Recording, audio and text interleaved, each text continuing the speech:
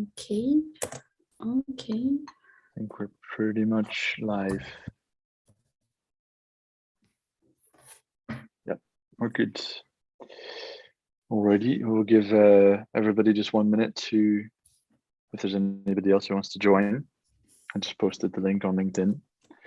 Let's see who's coming. I think a lot of people like watching the replay, so probably a lot of people will wait. I hope so. Yeah, because who's free it, and it also time zones, because I forget that when I do webinars in France, I say it's at lunchtime, and I think that's okay. It's at lunchtime, everybody can come. But then if you're in America or if you're in China or something, then you're not. Yeah, so there's teachers all over the world who watch our videos. But I think well, it's already 32, so I will start our presentation, and I'll hand over to you, Alyssa, to present yourself and to present your presentation today. So yeah, I hope everybody knows I'm Richard Osborne, creator of the platform LearnBook and general teaching enthusiast and digital enthusiast.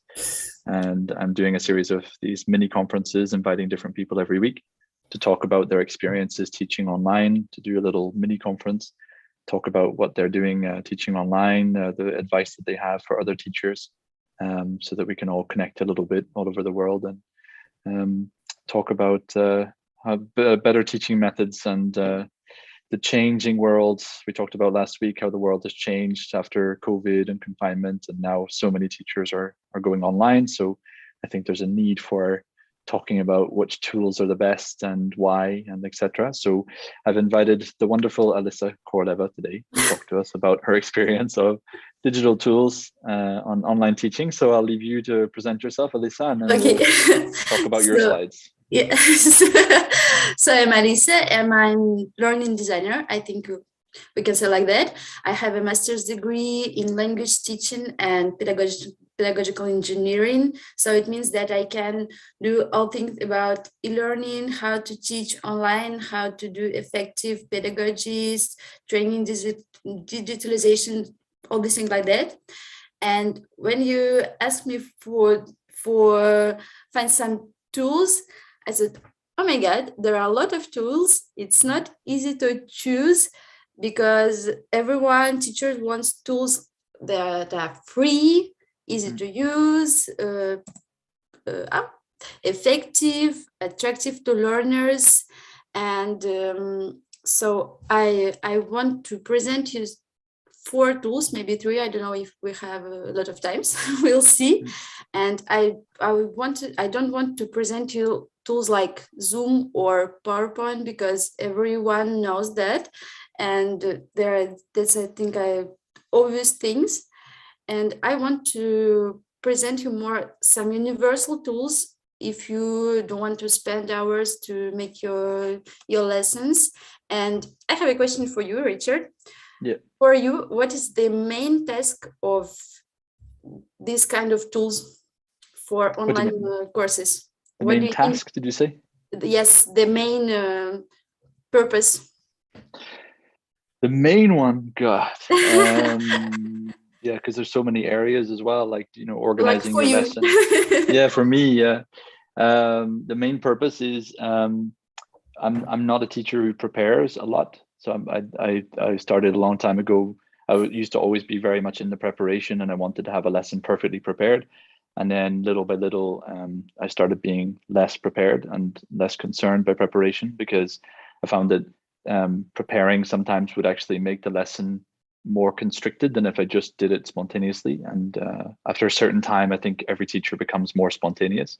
So the tools for me are primarily to have something to show on my screen when I'm doing a video call lesson with a learner. There has to be always something on the screen that is attractive, that is simple to use as well, so they can use it easily. So it's like something that will give them a visual layer. I talked about this yesterday in a training session with the teacher. It's having layers, because just having the voice layer of the teaching part, it gives you kind of a learning experience that is limited by nature. You can only do so much with the voice. So a telephone lesson can only go so far. So you have this layer of visual and stimulation, from visual stimulation and potentially emotional stimulation that can come from a tool that you can show something on the screen on your computer. So that's the main thing for me. I have a question for you en revanche, okay. as we say in French. Yeah. Why did you put free in there? Because I think it's a good question, but all the teacher I met, they was searching for something free, because sometimes we have the school or the university has no money. It's said, but that's true. And also because if you don't like the tool, I don't know, you tried once and you don't like, and it's very sad to continue to use just because you paid. So I think it's important. And so thank you for that you said, and I agree with you. And when I was searching for tools, I was searching for something that can help teachers to motivate students, because I think remotely it's more complicated to motivate students, but at the same time use the pedagogy that will be effective, because we can entertain students all the time, but if they will not memorize anything, so it's useless. And that's why I choose two types of tools. It's collaboration tools and creation tools, because I think it's very important when you learn languages, not only English, when you learn languages, to collaborate, to speak, work in a group. And creation tools, it's very good because you can do exercises online and do and have a self-correction, the ability to train without the pressure, where you want, when you want. And so I choose tools, two tools for collaboration, two tools for creation. And I will, maybe you have questions? No? There's no questions. It's okay. Okay. Carry on. Okay, and as a first tool, I choose Padlet. I think there are a lot of people who knows what is it. Actually, it's a tool that comes in the form of collaborative wall, where it's possible to pin the content, like text content, PDFs, videos, audios, all that you want. And there are possibilities to create a wall in different forms. I will show you this side.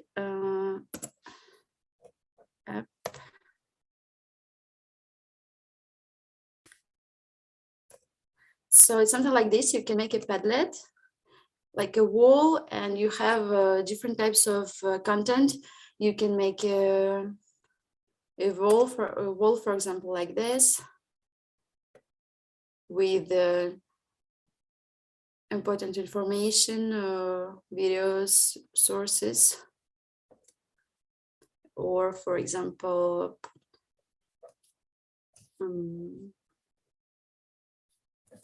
grid. And actually, that's I like in Padlet, that you can do a lot of things. I think it's very it can convenient or all the type of courses. You can brainstorm, you can organize remote group work, for example, with the shelf or with the wall.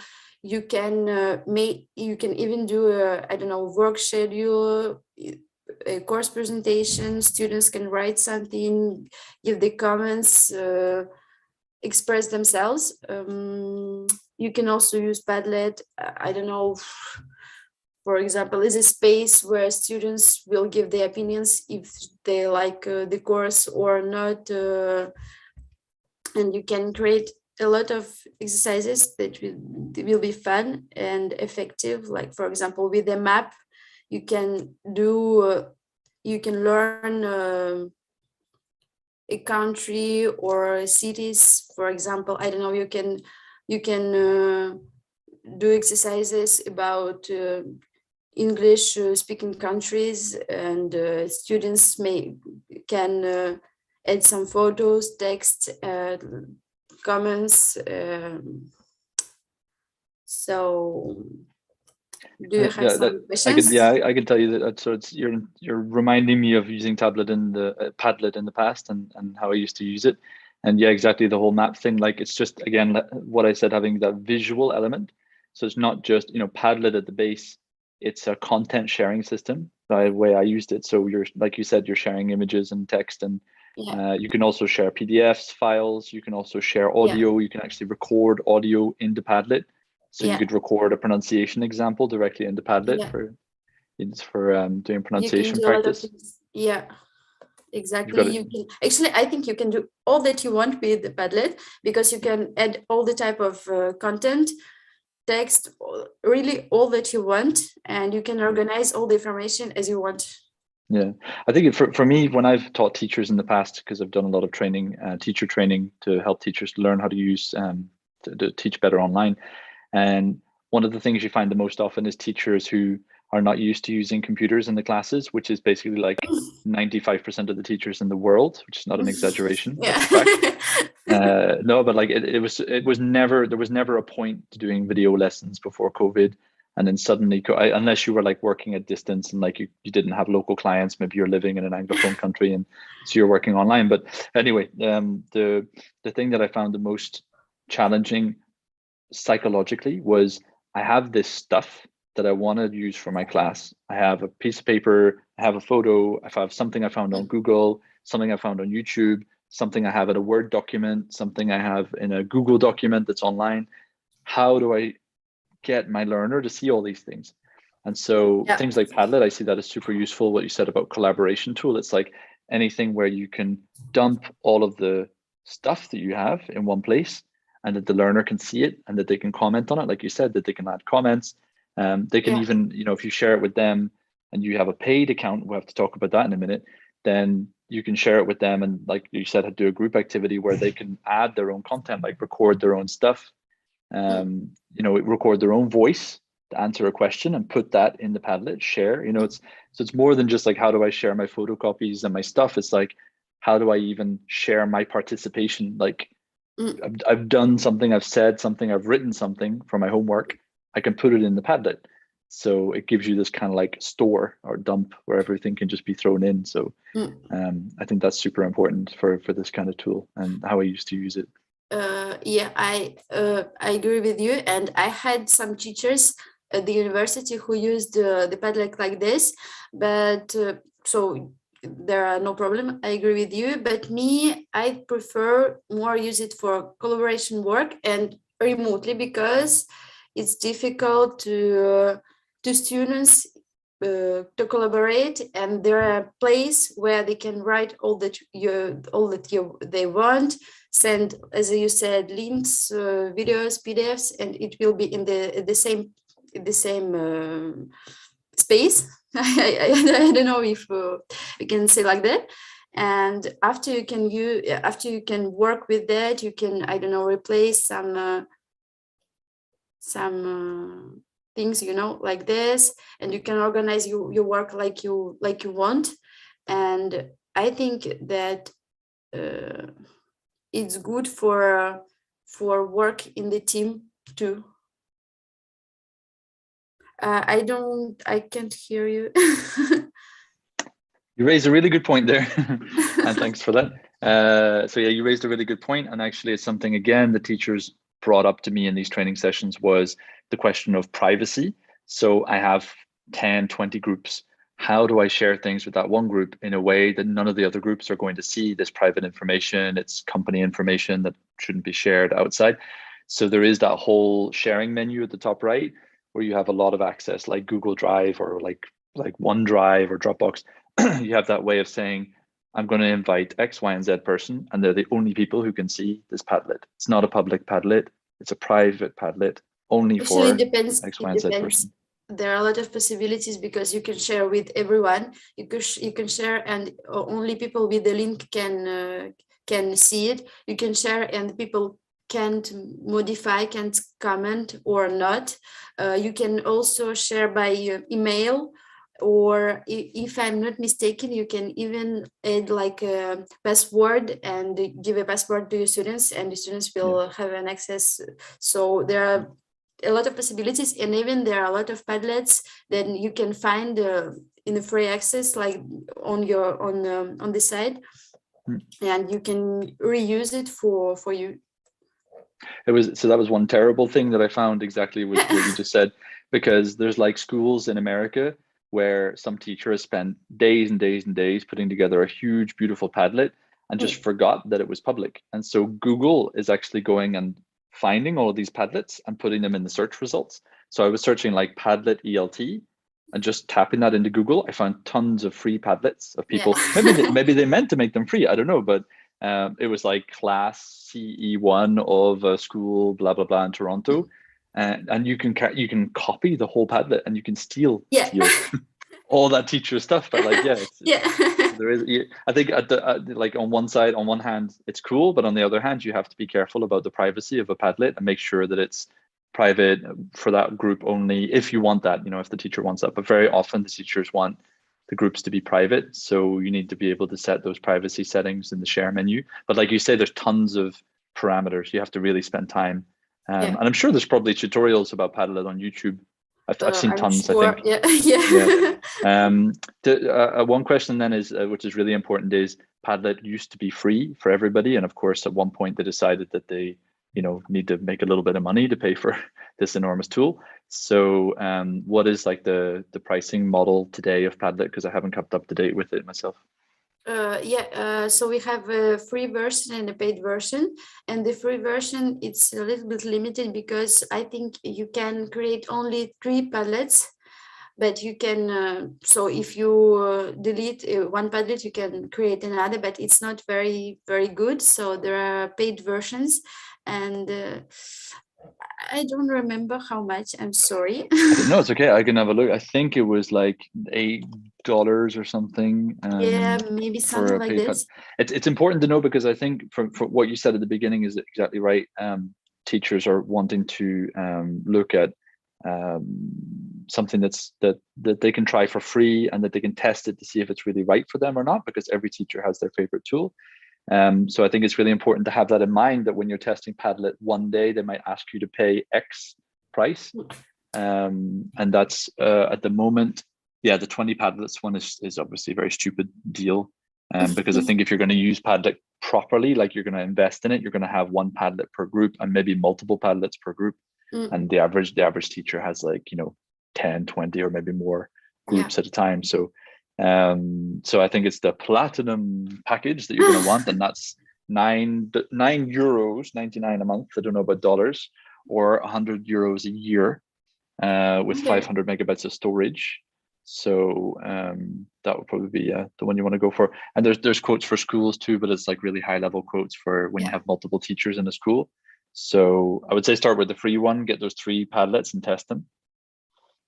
And let's see if you want to go to the higher paid version afterwards. But you have to test the free first, for sure. Yeah, but after I found a tip. I don't know, like you can make your Padlets archived, and actually like this, you can, for example, you create 3 Padlets, you add the Padlets in your archives. I don't know how to archives. Yeah, thank you. And after, you can create other Padlets. Like, for example, I have 4 Padlets here, and in my Padlets I have another other things. So it's not very useful when you have 20 Padlets and I don't know 5 groups of students, but for me it was okay, as I don't use it all the time.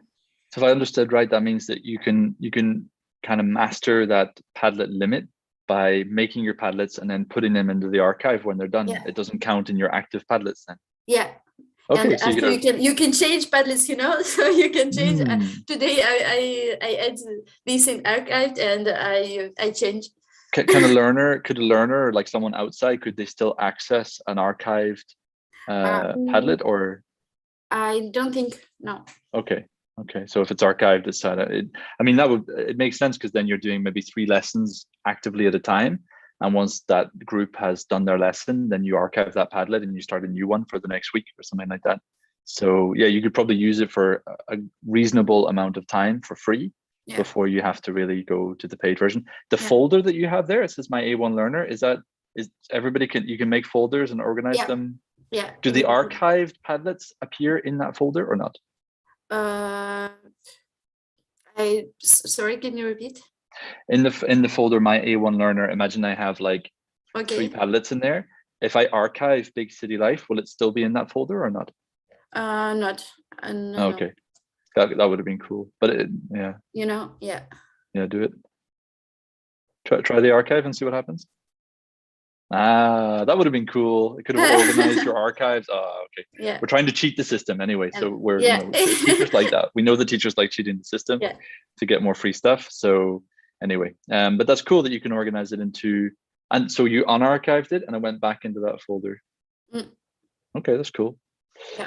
Okay, so there's a way to get started for free and to kind of cheat the system a bit, and then at one point you're going to get more serious and you might have to pull it out. But it's cool because I know that there's lessons that I've done on Padlet where it was relevant for one group, and then I could put it in an archive, and then like months later I might have a group with a similar level and similar needs. I can pull it back out again and make it an active Padlet. So that's cool as well. Very nice. Okay, is there a way to search on here for the public Padlets like we were talking about earlier? Can I search like the whole? There is a gallery, and you can search. Can we have a look? These are things I haven't really played with, the whole public part of. This is your gallery of. It's like all the people who posted something, public thing. You can use it. For example, you can find something like a Harry Potter quiz. What if you search in there for like English learning or English or something like that? Will you be able to find some stuff? Just trying to see like how can we help teachers get started with it more quickly? Is there a way of? I know, because this gallery is a user.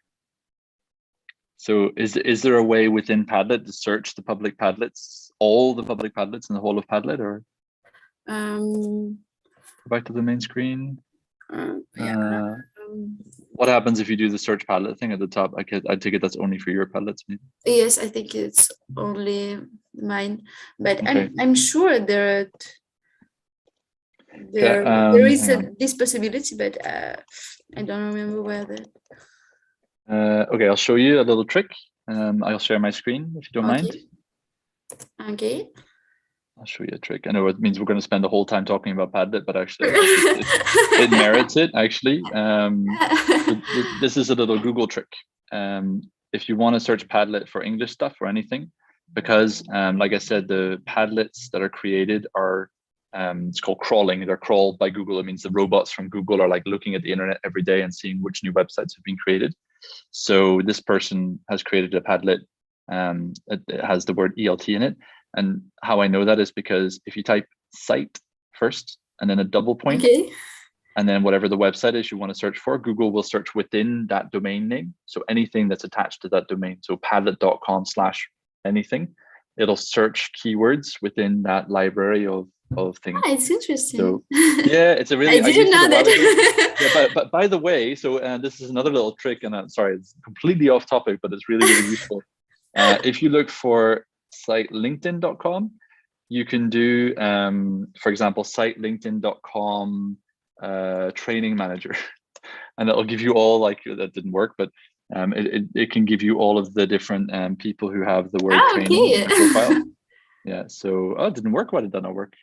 It used to work. Because I typed because it's not linked. Yeah. Jeez Louise, I'm losing my touch. Training manager. And you could do like with quotations then, like this. It means that it'll search exactly those two words in that order. Okay. Then you'll find like profiles of people on LinkedIn who have the name training manager. So there's somebody, Seth Juarez is training manager at EMEA, because all these pages are referenced by Google. And so if you tell Google, limit your search to only the website linkedin.com.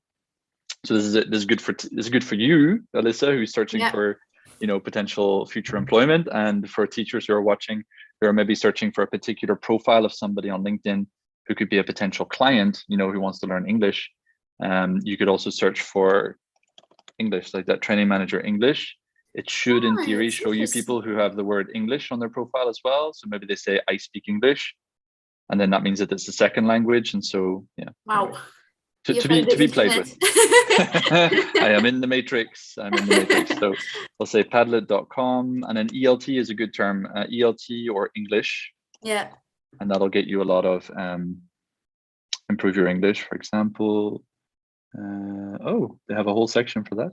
Well, there you go. So it's Marianne Cholet, I guess French, has their vocab, grammar. So this is just one that I've found for free, and then in theory, I could. Where is it? Is there another way to make a copy of it or something like that? Am I going crazy? Oh, I need to be in my account. You can. Yeah, I'm not logged in, but there is a way somewhere up here when you're logged in. There's a way to, it says like make a copy or something like that, and then you can copy and you have the whole Padlet for yourself.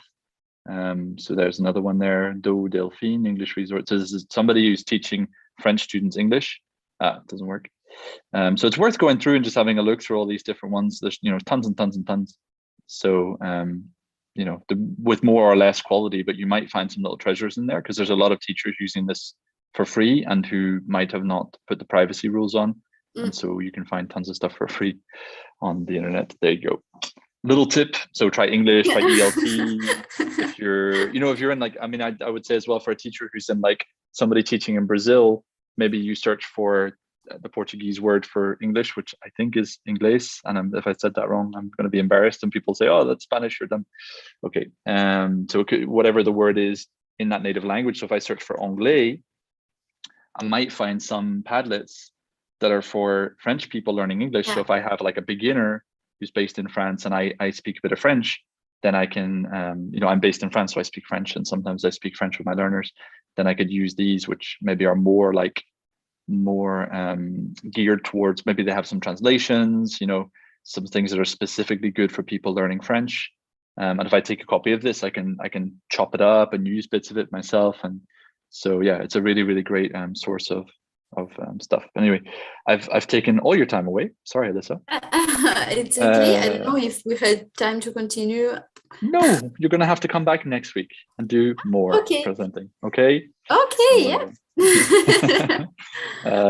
So thank you very much. Do you have any closing comments about Padlet or the things you talked about today? You're all good. You're good. Okay.